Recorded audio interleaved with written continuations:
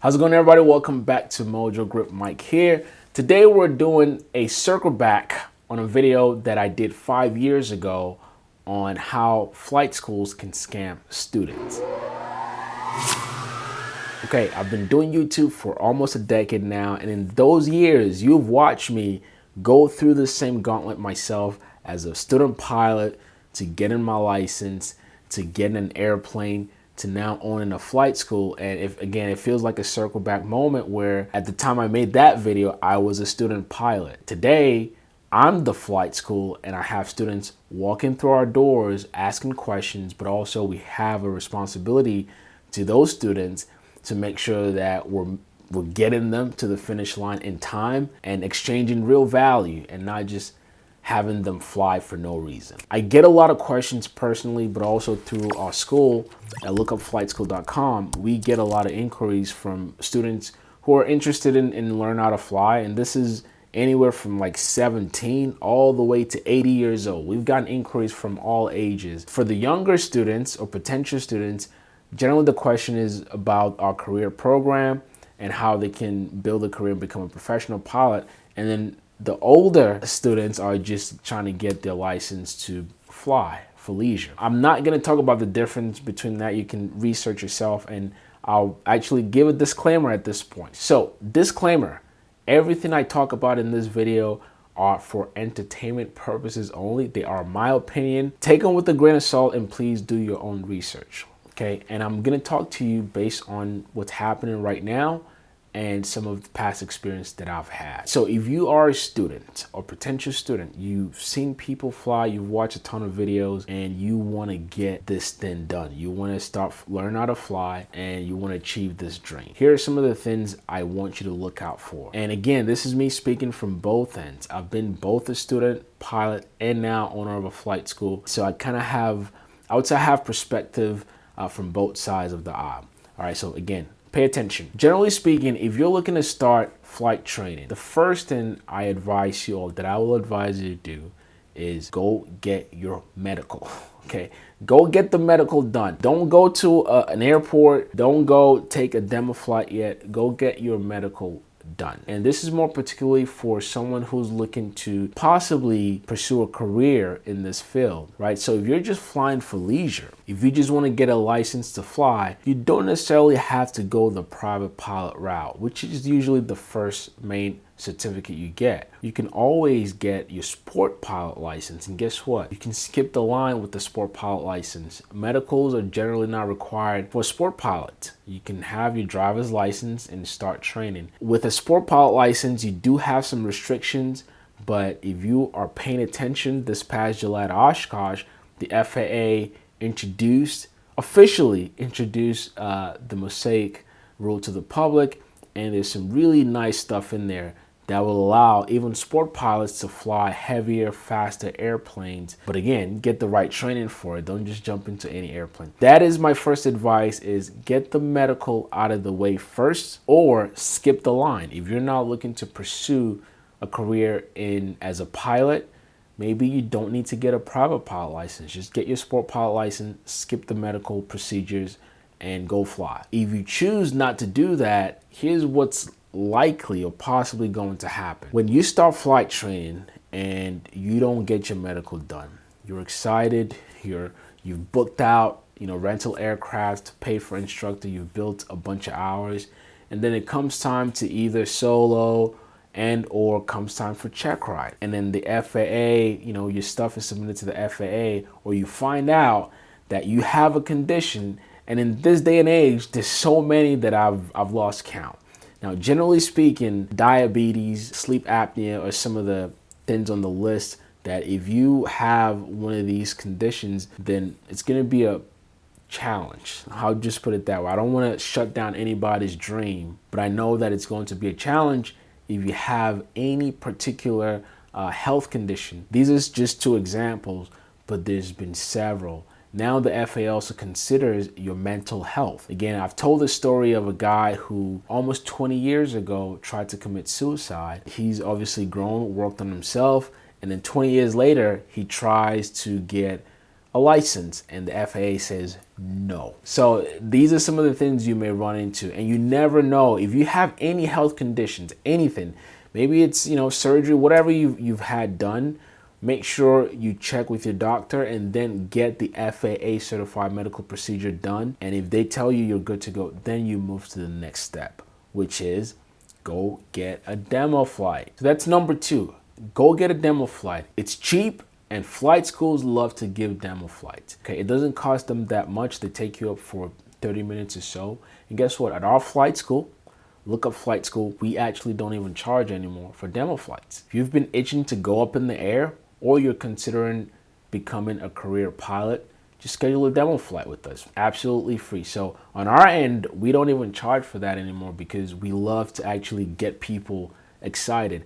And one of the reasons you go for a demo flight is you want to see how you feel about it. Okay, so just because you've daydreamed about this thing for years doesn't mean you're actually going to love it. Myself, for example, when I did my first demo flight, again, this was almost a decade ago, I remember touching down and saying to myself, okay, I'm definitely going to do this. So that's one person. You can go up and feel the same way, but you can also go up, maybe you get tossed around a bit, or you just didn't like the feel of flying an airplane. Maybe you don't like the noise. You're sensitive to XYZ. It's important that you at least get a taste and see if this thing, you can actually commit to it for a long period of time, because that brings me to my next point. Time commitment. That's number 3. Do not underestimate how long it's going to take you to go from 0 to getting all of your certificates, all your ratings. I've been through this gauntlet myself. It took me about 140 hours to get my private pilot certificate. Given that there were different factors that contributed to me getting my check ride done at 140 hours, it all boils down to the same conclusion: time commitment. When you are flight training, please understand that, 1, pilotage is a very perishable skill. Say you train today and you take a break for a couple of days, or you take a break, God forbid, for a week, 2 weeks, it's gonna suck for you, because when you come back, you're going to start relearning, basically paying for the same things that you already learned. So rule of thumb is commit the time in the beginning so you don't take too long of a break, but also have some grace with yourself, meaning just because you talk to one pilot or a friend or a family friend that tells you, hey, you can get your pilot certificate in 40 hours or 50 hours. Here's the truth. Almost nobody gets done in that short of a period. As a matter of fact, the national average is between 60 to 80 hours for everybody. No matter how smart or intelligent you are, chances are about 80 hours is where you're gonna clock out for a private pilot license. Now, if you join an accelerated program like the one we offer at Lookup Flight School, we fly you every single day. So you're not coming in once a week or twice a week.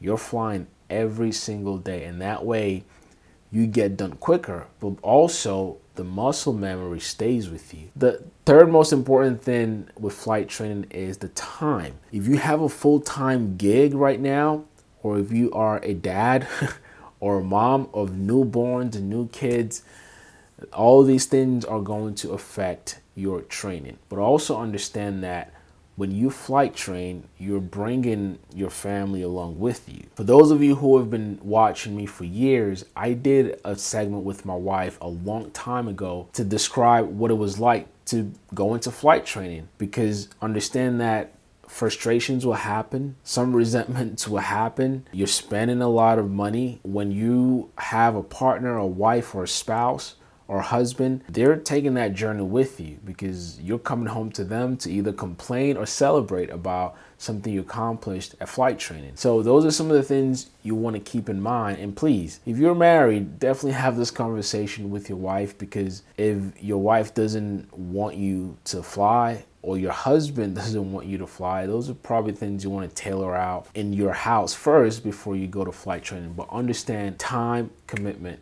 Time commitment. Do not underestimate the time it will take you. And also don't try to compete with other pilots. Just because one pilot gets done in 50 or 80 hours doesn't mean you will. But it also doesn't mean that something is wrong with you. It's just we learn at different curves. We all have different learning curves. So keep that in mind. You're not in a race with anybody else but yourself, but also put in the time. And that brings me to my next point, which I've touched on a little bit, which is you got to be the responsible party. Okay, especially if you're getting in this field to go all the way to an airline pilot. You got to learn to do things yourself. Do the research, get all the documents required, get all the materials required. Now, generally speaking, flight schools provide all of these resources, but also they're not going to always hold your hand through the whole thing or baby you through the whole thing. Understand that a flight school is catering to several people or several students. So you got to be a grown up and learn about these things yourself. And again, keep in mind, if you're looking to become a professional pilot, you want to learn these things anyway, like what the ACS is, what the requirements are, you know, with medical, with solo, all of that good stuff. You want to learn how to do these things yourself in the beginning, because guess what? When you're done at a flight school, you're graduating to the next step. Mom or dad is not going to be waiting for you at the next step. So you might as well learn how to do these things and learn about the process yourself. Obviously, the flight school will also provide most of these resources, but it's important for you, again, to lead and also ask questions whenever you need help. But do not outsource all of the responsibility to the flight school. That's the easiest way to feel scammed or cheated. Number 5, the biggest factor in your flight training process would be consistency, especially if you're pay as you go. If you're not flying every single day, you want to still remain consistent outside of the flight school. But if you're also flying every single day, then kudos to you, but you got to remain consistent. Remember what I said, pilotage is a very perishable skill. If you don't use it, and if you don't repeat and stay on top of things, then you're going to lose that muscle memory. That's just the fact. That's how we're programmed. So you want to remain consistent with your flight training. You want to hold your CFI responsible as well. If your CFI doesn't check in with you, make sure you check in with them. As a matter of fact, before I started making this video, I sent a mass text to all of our instructors saying, hey, it's time to check in with all of your students. Find out what they need, find out where they're lacking, and let's work on that. Because remember, we have a mission with every student. And so I'm throwing the same concept to you, the student. Make sure you check in also. Checking in is extremely important in this process. And also, checking in has to do with chemistry. Believe it or not, one of the things that can make or break your training process is the person teaching you. If there is no good chemistry between you and your flight instructor, then chances are some things are going to sit under the rug and it's not going to be good. It's going to stink for a long time. And it is your responsibility to make that be known. Matter of fact, at our flight school, look up flight school, we have a set rule. It's an open door policy. We tell students from day one, and I personally, because I know all of the students, I let them know, hey, if at any point you don't feel comfortable with your instructor or you don't feel like you're gelling well, it is extremely important to let us know. Because again, we want to get you to the finish line. And everyone has my personal phone number. And so I let the students know, like, hey, if you bring up stuff to your instructor and issues are still not being solved, take it to the front office. If they can help you, then reach out to me personally and let us know. And we've had situations where we've had to switch instructors for a particular student. At the end of the day, chemistry is important. We are humans. If you don't have good chemistry with the person teaching you right now, then you probably want to say something or do something about it.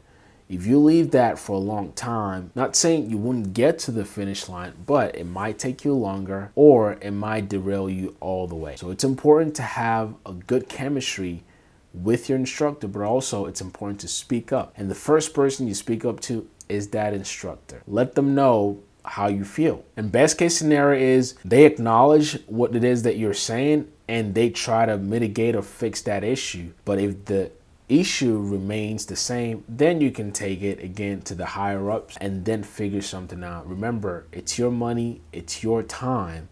And so you want to be consistent in checking in with your instructor, and also it'd be good to make sure that your instructor is also checking in with you.